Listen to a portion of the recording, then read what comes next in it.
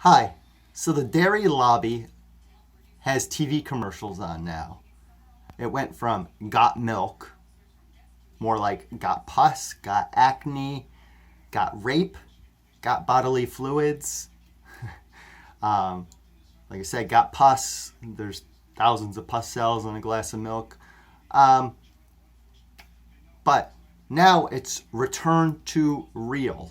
Yeah, that's because people are wisening up and realizing adult humans don't need to suck on cow udders, dog udders, pig udders, or any other mammal and drink their bodily fluids like a freak, a perverted freak, where they force breed them. Yes, I lived in outside of Houston, Texas for many years, and there was a place called Sexing Livestock Reproductive Services outside of Texas A&M area. No, you don't need to force breed with an arm condom. No, you don't need to have bovine mastitis or udders that are bleeding from being overbred. You don't need to take the baby calves and kill them for veal so we can steal the milk. So this is what the TV commercials should say. Instead of return to real or got milk, should be like got pus. Return to real. Yes, real breastfeeding, real sucking on cow udders and slurping up their bodily fluids for dairy, which is scary. Yes, look up the Dairy is Scary video.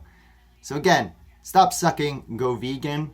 There's plenty of vegan milks, cheeses, and much more that are lactose free and healthier without the pus or the rape or the forced breeding or the stealing or the killing and torturing of calves for veal.